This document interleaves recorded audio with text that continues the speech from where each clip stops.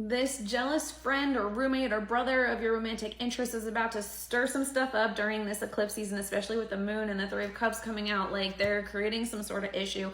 And again, you are not supposed to just ignore this. You're supposed to address this. I am also getting that one thing that you can do, because I was really seeing like an evil eye, and I feel like, so if you don't know, an evil eye is actually a protection. So maybe using an evil eye could be really helpful for you, and so that you can like protect your own energy. One thing you can also do is say, I transmute any evil eye energy being cast upon me, or cast upon me and the name of like the person that you're interested in. I transmute any evil eye energy being cast upon us into peace, or into love, or into connection. You can transmute the energy. You don't just have to rebuke it and send it back to sender or whatever.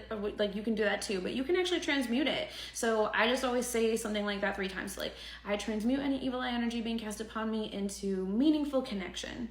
Something like that. I do actually think that there are some of you who are interested in this friend or roommate or brother of, you know, the person that you're involved with. And I asked what to do then.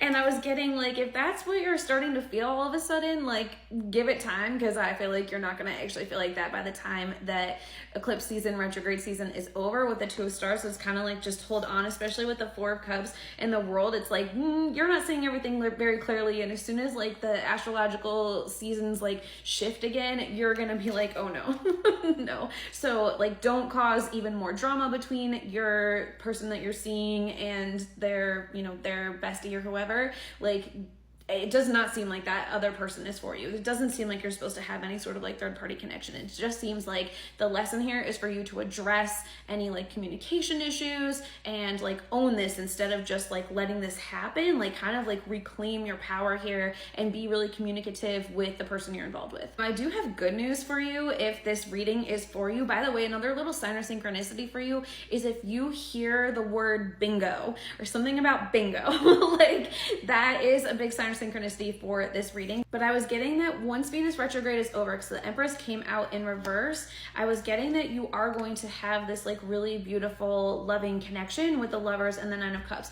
Honestly, I feel like for some of you this is going to be, you know, with that person, with like, if you're in the committed relationship already with the Emperor, like, you're, you know, back to this like 2 of Cups energy if you're already connected. And for some of you, you're going to realize that like this person that you're involved with isn't the person that you want to be with, but you're actually getting closer and closer to the person you actually do want to be with the 9 of Cups and the Lovers. So I feel like this is really good news for you no matter what, because I'm just getting that like, as soon as, or you know, once Venus retrograde is over, and I do feel like that might include the after the shadow period as well. So it's not just like once Venus goes direct, but once it's like done retracing its steps. I feel like once it's like really starting new steps, so that happens in like May, once Venus hits 11 degrees Aries. I'm getting the Fool card, the King of Stars, and the King of Crystals. It's like everything just feels very stable with masculine energy. Like it just feels really good, and it just seems like you just have to kind of like wait it out. Like, just trust that like you are going to